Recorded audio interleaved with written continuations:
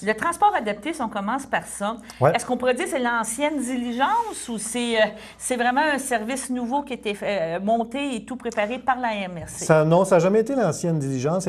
C'est parti en 85, si je ne m'abuse. Moi, je suis arrivé à 90. OK. C'était dans le cadre, le gouvernement du Québec développait des services de ce genre-là. À l'époque, c'était l'Association de personnes handicapées avec le OK. CSC OK, et les OK. municipalités qui avaient parti ça.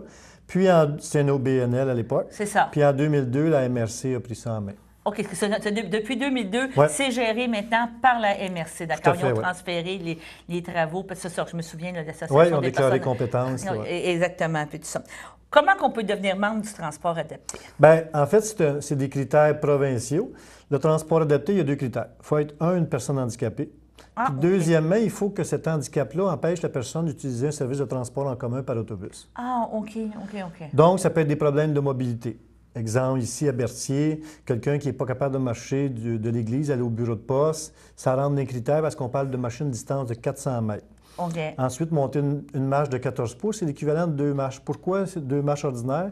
Mais quand on prend l'autobus, la première marche, je ne sais pas si vous avez déjà observé, Et elle est pas mal haute. plus Elle haute. est plus haute. Fait que tous les critères sont en fonction de la OK. capacité d'utiliser le transport en commun. Ah, OK, d'accord. Puis il faut que ça soit permanent, les limitations. Quelqu'un qui casse les deux jambes en ski, il y en a pour 3, 4, 5 mois, il ne peut pas utiliser Il le ne peut transport. pas utiliser Non. ces choses-là.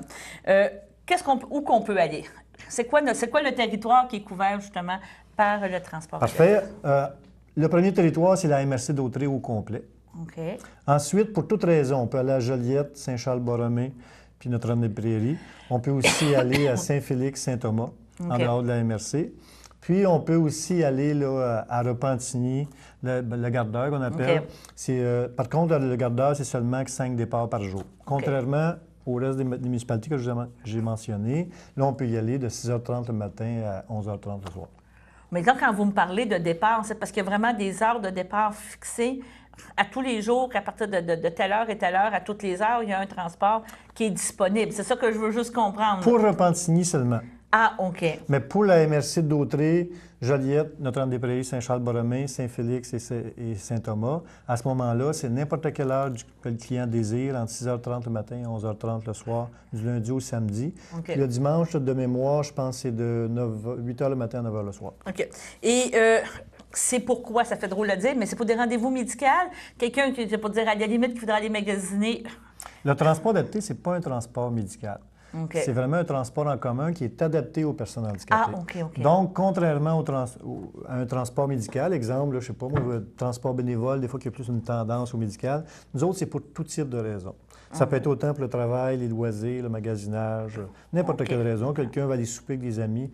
Le transport adapté, en fait, il est là pour permettre aux personnes handicapées de demeurer le plus longtemps possible au domicile. OK. Donc, si on fait un petit résumé au niveau du transport adapté, il y a certains critères à respecter que j'imagine que vous faites une évaluation quand la personne fait la demande. Vous devez vous présenter, vous devez... Bien, il y a un beau formulaire de 7 pages à compléter. OK, d'accord.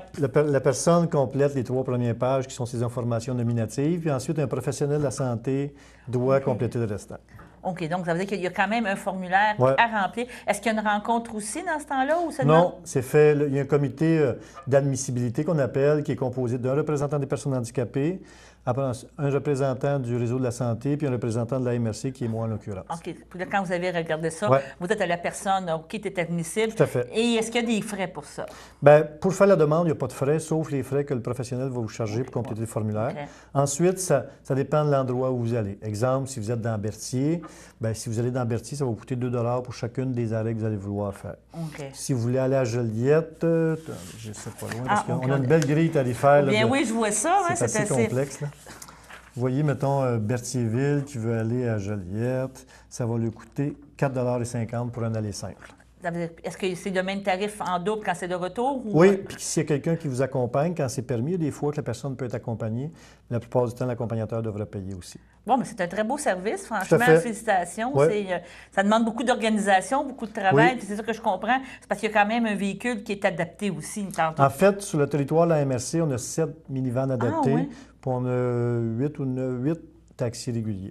On fonctionne tous avec des taxis, des petites vannes, genre caravane, je crois. Oui, d'accord, je comprends. Puis ils sont facilement reconnaissables. La plupart du temps, ils ont tous le petit logo Taxibus dans la fenêtre arrière. OK, d'accord. Fait qu'ils servent autant au Taxibus qu'au transport adapté. Donc, ça assure une confidentialité aux clients qui ne sont pas étiquetés comme des personnes handicapées. Oui, je comprends très, très bien.